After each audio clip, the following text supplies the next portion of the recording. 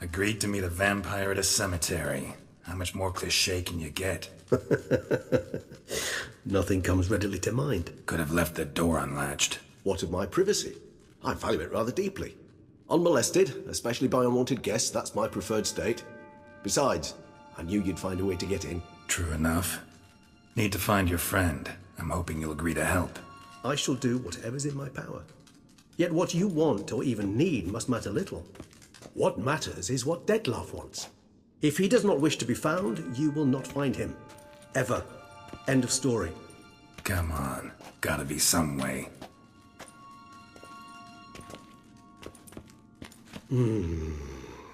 Vampires can evade detection by the senses, and no divination magic works on us. Even the most precise megascope would be useless. And this? Could this help? Wherever did you get that? Off one of the beast's victims, found by a bend in the river. Body was chopped in pieces. 3 of those pieces were hands. Hand with the ring seemed the odd one out. Abruxa had taken an interest in it.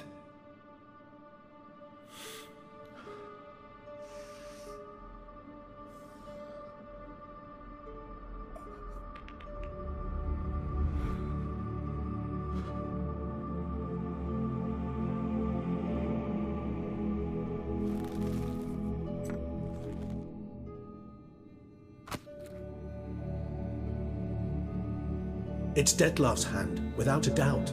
It will do splendidly.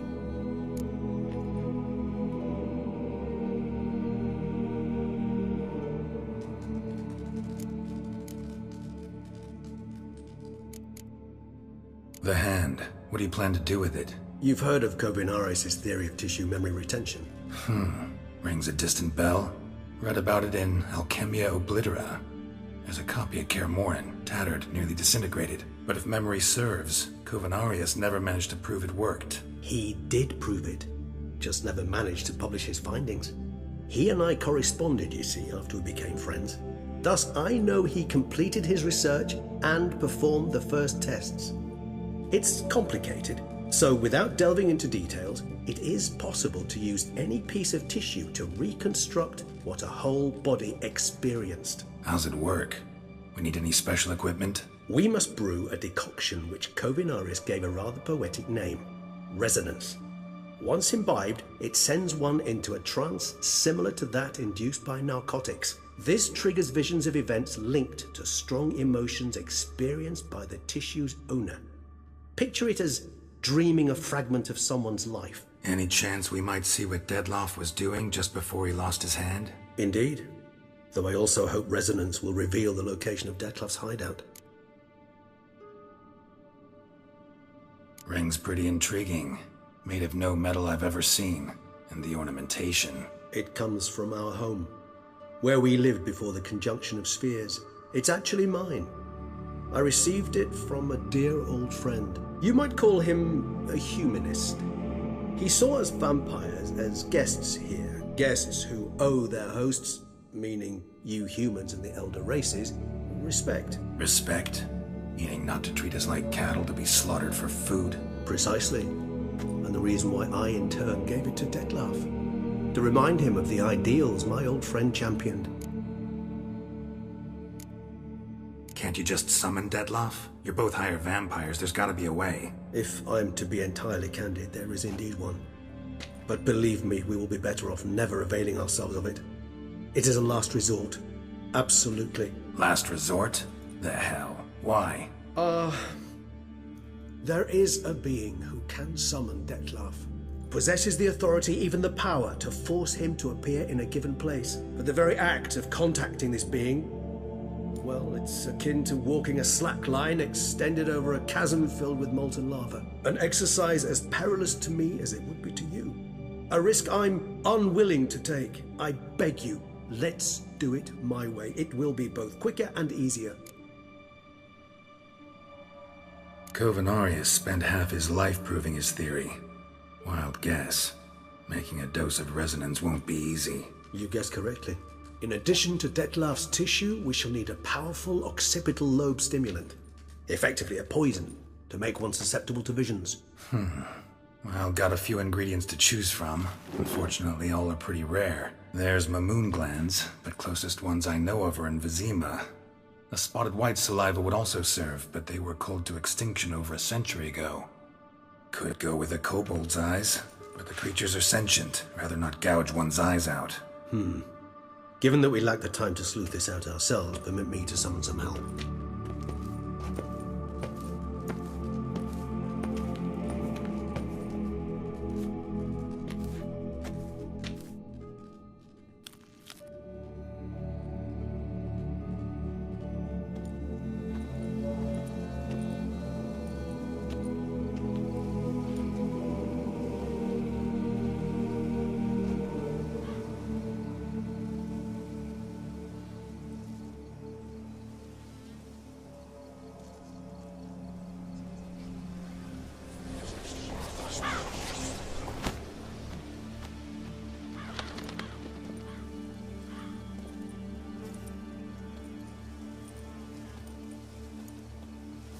What was that? A raven?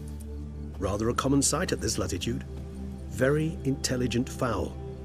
I asked him to look for the creatures you mentioned. Him and his brethren. Perhaps they'll find one in the area, and I would hazard that a flock of ravens will spy any said creature faster than a solitary witcher would. With all due respect to your skills, my friend. It will take them some time, nonetheless, so perhaps you'd care for a snifter of mandrake.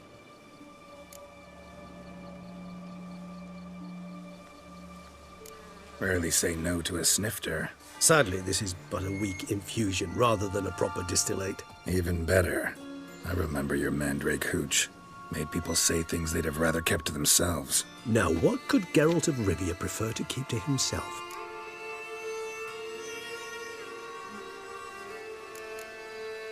Everyone's got some secret. I agree wholeheartedly. I also believe it wise at times to share one's secrets, unburden oneself to those one can trust. This your sophisticated way of asking me if I trust you? I prefer almost always to ask you directly. It seems a test of intelligence, one you just passed. Maybe you should go first.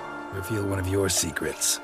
After all, you vampires lead very interesting lives. Anything in particular interest you?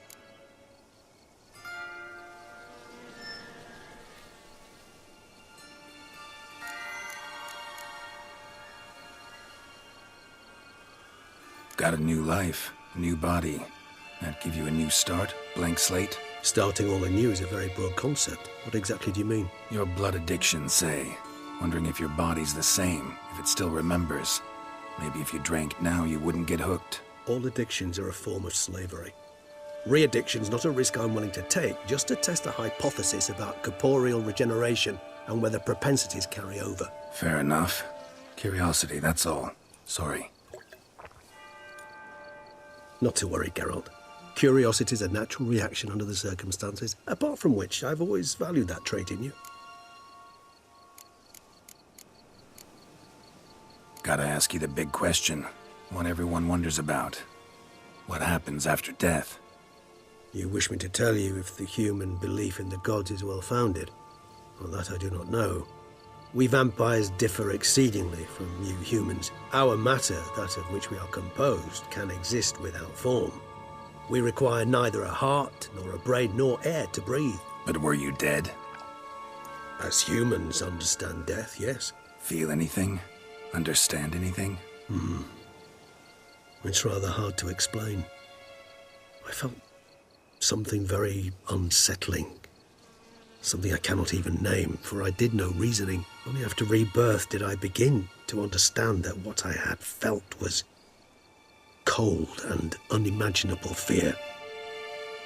If not for Dettlaff, I might have drowned in an eternity of icy terror. Can't have been alive then. Sheesh, experience like that must be vicious.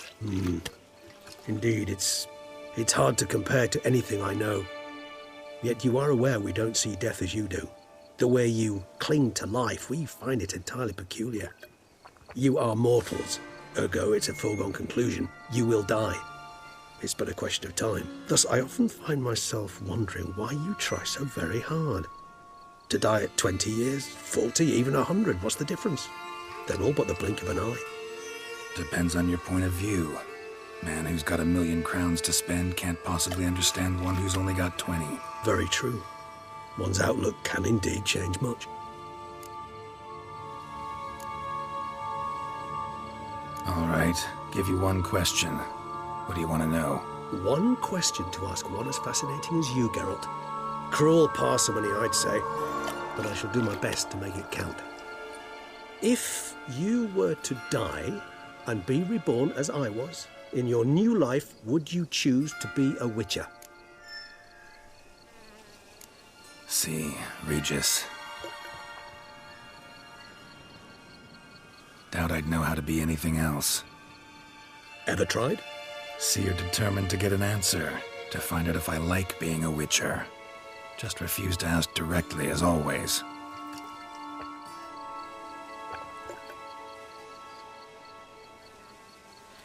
I like being on the path. I like picking up a lead, a trail. I like the tension right before a fight. And nothing gets my adrenaline flowing like battling a beast. Even gotten used to people treating me like a freak, an outcast. Yeah, not something I think about much, but I like being a Witcher. Thank you for being honest. Honesty is an attribute of the truly brave, and thus a privilege of the very few. Still no sign of your winged friend. Sure it understood what you wanted? Dead certain. Let's wait a bit longer. It'll return soon, don't doubt that for a moment.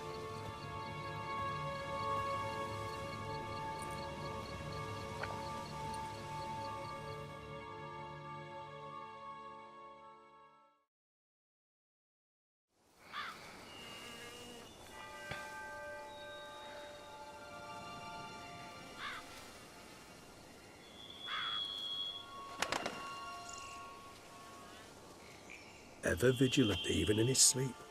Quite vampire-like, in fact. Are you absolutely certain they don't administer a few of our genes during the trial of the grasses?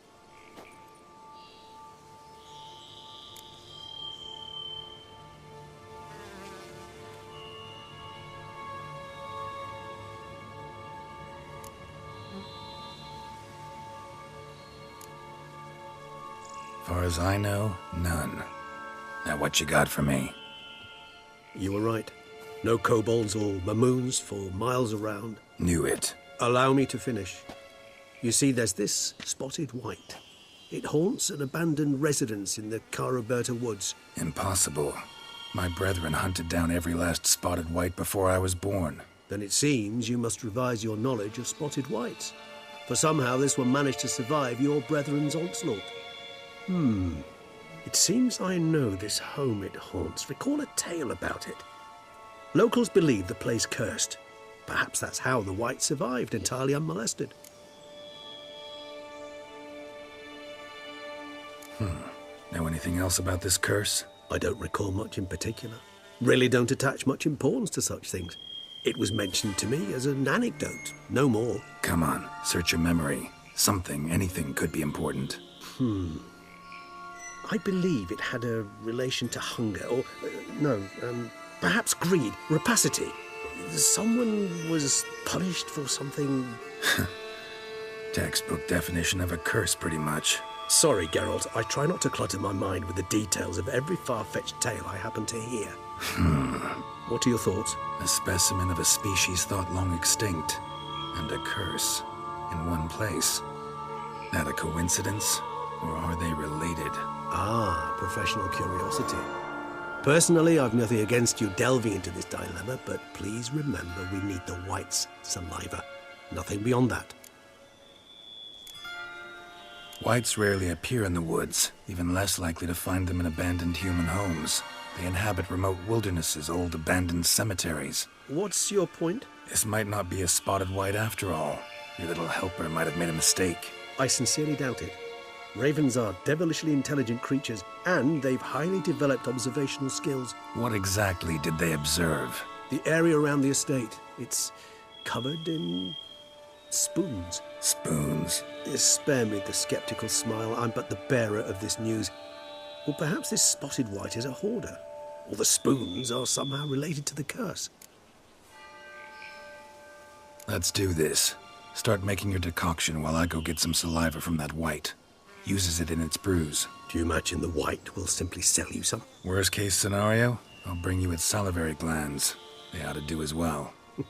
For a moment there, I imagined you asking the White to spit into a vial. Quite amusing as a thought, but the salivary glands will do fine indeed. So, see you later. Yes, till later. I shall start by perusing some tomes. Tomes? Thought you were gonna make this decoction. We require one last ingredient. Alas, obtaining it could prove a trifle toilsome. Thus, I hope to identify a suitable alternative. All right. Good luck. And to you, my friend.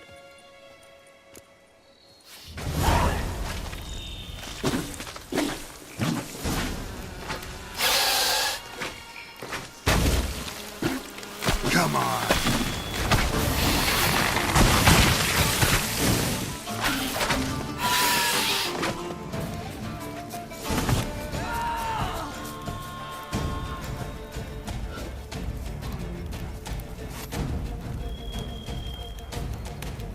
Beaver booger, eh?